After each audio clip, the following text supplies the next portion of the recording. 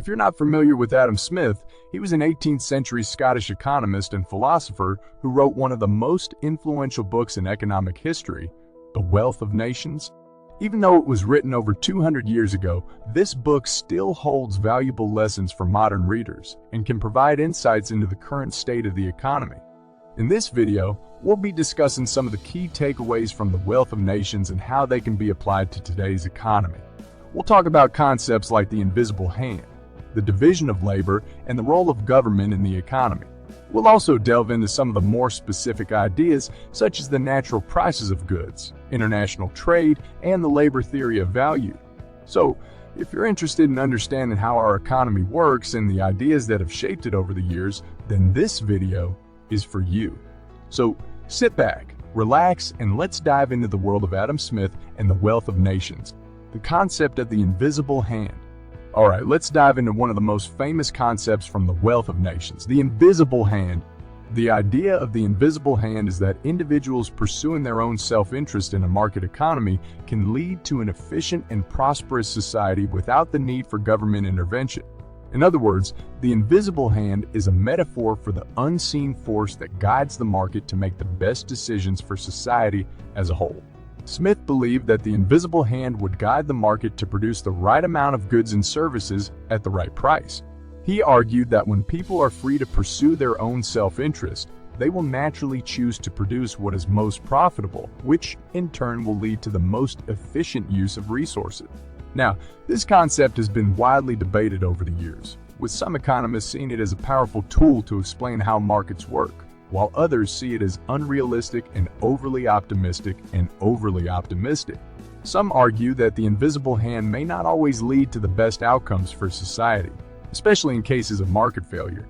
Despite this debate, the idea of the invisible hand is still relevant today and can be seen in the functioning of modern markets.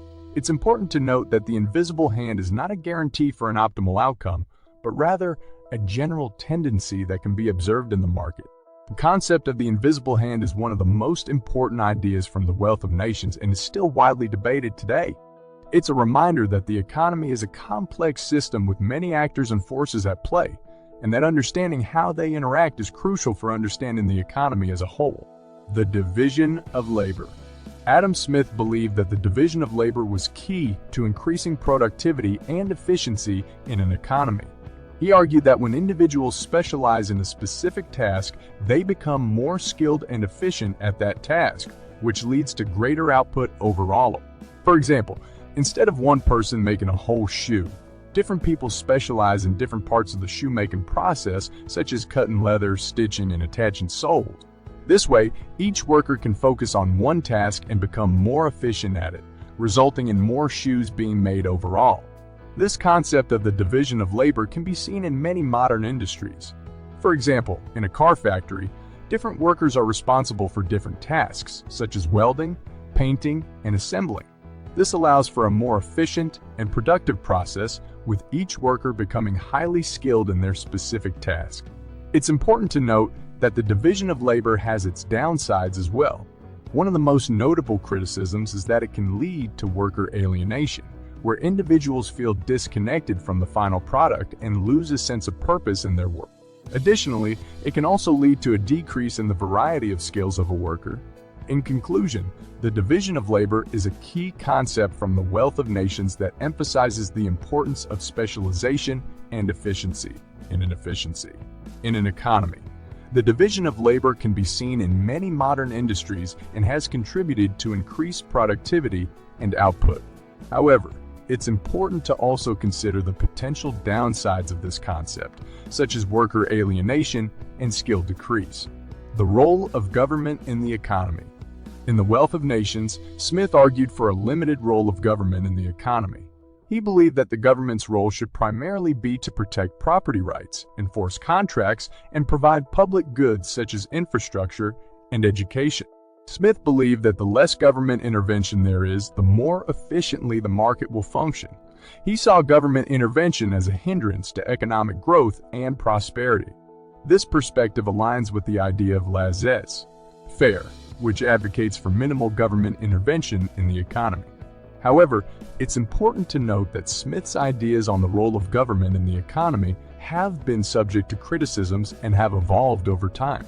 Some argue that a completely hands-off approach to the economy is not practical and that there are certain situations where government intervention is necessary, such as during market failures or to address social issues like poverty and inequality. Other economic theories, such as Keynesianism, advocate for a more active role of government in the economy to stabilize business cycles and address unemployment. The role of government in the economy is a complex topic that's been widely debated for centuries. Adam Smith's ideas on the limited role of government in the economy have been influential but also subject to criticisms. It's important to consider the different perspectives and the practicality of different approaches to the economy.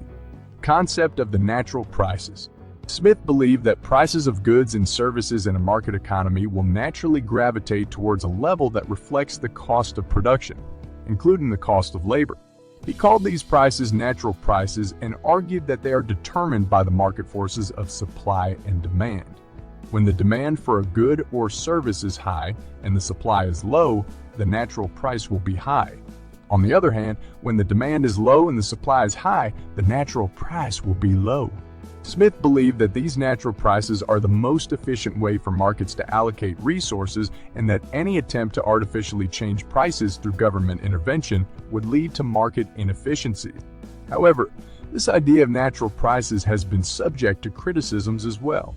Some argue that market forces do not always lead to the best outcomes for society, especially in cases of market failure or when external factors are at play. Additionally, it's also been pointed out that the concept of natural prices doesn't take into account externalities such as environmental costs and social costs. In conclusion, the concept of natural prices is an important idea from the Wealth of Nations that highlights the importance of the market forces of supply and demand in determining prices. While it's a useful perspective, it's important to also consider the limitations of this concept and the potential downsides when applied to real-world situations. The impact of international trade. We'll get to that in a second. I have a favor to ask of you. If you like this video so far, please subscribe to the channel. Smith believed that international trade is beneficial for nations and individuals. He argued that trade allows countries to specialize in what they do best and to access goods and services that they can't produce themselves. This leads to greater efficiency and a higher standard of living for all parties involved. One of the key concepts Smith introduced in relation to international trade is that of comparative advantage. He argued that countries should specialize in producing goods and services in which they have a comparative advantage, meaning that they can produce it at a lower cost than other countries. By doing so, they will be able to trade with other countries and gain access to goods and services that they wouldn't be able to produce themselves, leading to mutually beneficial trade. However, it's important to note that international trade is a complex and nuanced topic, and there are ongoing debates over trade agreements and tariffs. Some argue that free trade leads to greater economic growth and prosperity, while others argue that it can lead to job losses and economic inequality. In conclusion, the impact of international trade is an important topic that Adam Smith discussed in The Wealth of Nations. He believed that trade allows countries to specialize in what they do best and access goods and services they can't produce themselves, leading to greater efficiency and a higher standard of living. However, it's important to consider the ongoing debates over trade agreements and tariffs and the potential downsides of free trade. The labor theory of value. The labor theory of value is a central concept in The Wealth of Nations and one that Adam Smith is often associated with. In short, Smith argued that the value of a good or service is directly determined by the amount of labor that goes into producing it. He believed that labor is the source of all value in an economy, and that the prices of goods and services should reflect the cost of the labor that went into producing them. Smith's labor theory of value has been influential in shaping economic thought, but it's also been subject to criticisms over the years. Some argue that the theory is overly simplistic and doesn't take into account other factors that determine value, such as supply and demand. Additionally, it's been pointed out that the theory doesn't take into account the cost of capital and other inputs that are required for production. Despite these criticisms, the labor theory of value is still relevant today, particularly when it comes to discussions around minimum wage and worker rights. It's a reminder that labor is a crucial component of the economy and that the value of goods and services should reflect the cost of the labor that goes into producing them. In conclusion, the labor theory of value is an important concept from The Wealth of Nations that highlights the importance of labor in the economy. While it's been subject to criticisms, it's still relevant today, particularly when it comes to discussion around minimum wage and worker rights.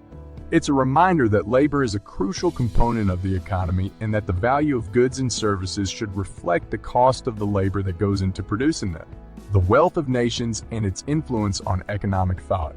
The Wealth of Nations is considered one of the most influential books in economic history, and its impact on economic thought cannot be overstated.